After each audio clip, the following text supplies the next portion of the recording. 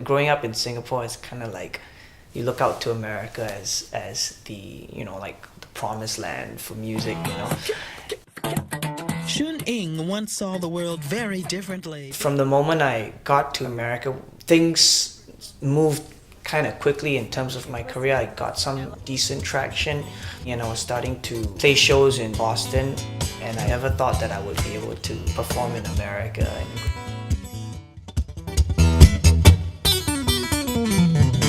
Just not today. You just saw him perform his first American performance.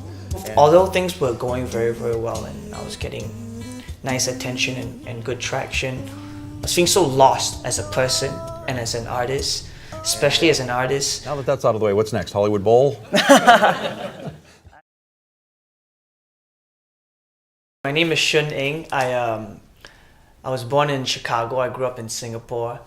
I was diagnosed with dyslexia when I was 8, and I struggled through school. School was always very difficult for me. I used to be a gymnast. I guess I was, too hyper, so my parents made me a gymnast. And I used to train every day, and that's how I kind of put all my energy out. But I hated gymnastics.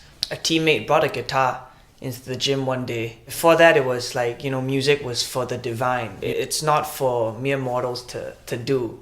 I remember getting my fingers just right and playing that chord, and it was like a language that I could finally understand. So I just put all my time into music. Two of the artists that I really got into was Tuck and Patti.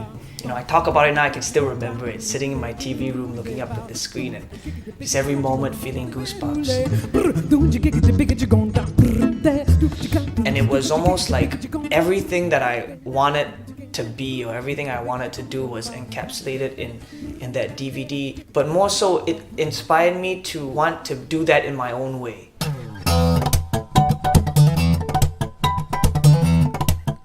Music sort of grew to feel more of like a curse that I'm blessed with, because it's kind of crazy to want to leave your country and leave your family and your friends, but I just felt like I had to, I had no choice. When I first moved, although things were going very, very well, I felt pulled in so many different directions. And then I wrote a song about it, and I did, a very simple video. I hear from a friend of mine in Singapore, Jeremy Montero, that he had sent off that video to Quincy Jones. Then about 3 days later, I hear back saying, Quincy spent the night watching all your videos and he wants as soon as you can be in Los Angeles, So I passed out, and I wake up, the next thing I know, I'm in Quincy Jones's living room, spending the day with him, talking about life and culture, connecting as people, which I never thought would be possible, and just all felt like a dream.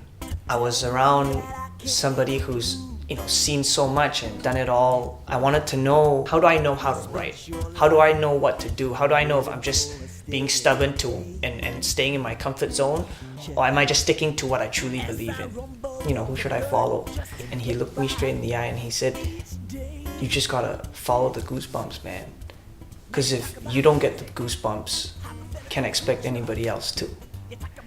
And that was just, I felt it in my heart at the time, but it had never, it didn't become a reality till I got home. I sat down and I just kept writing and writing and writing. And I started to write in a way that I wanted to write. I started to remember what I loved about the guitar. I started to listen to all the music that I loved. And then I thought about the Live in Holland DVD of Tuck and Patti and how I felt sitting in my TV room, just every moment feeling goosebumps. I thought to myself, like, for this next album, how great it would be if I got Tuck and Patti to work with me on it.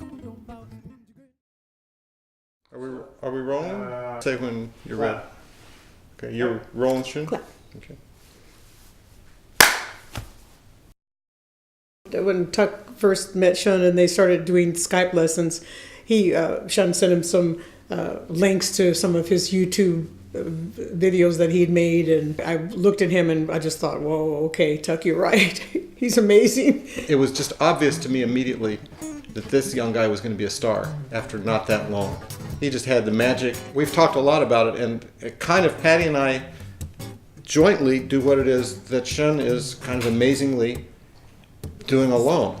And we love the same kind of music, and his spirit moves us very deeply. So it's a great collaboration working with Shun. It's just amazing. Every time we throw some new idea at him, done. Okay, now what?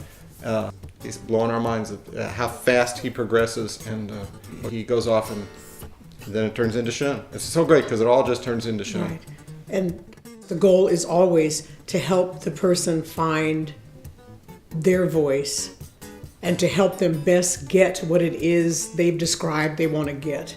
We want him to see his vision fully created and fully realized. And so we are deeply honored and at the same time feel this real responsibility to be like the perfect godmother and godfather. So that's what we're all gonna do. We're gonna follow the Goosebumps.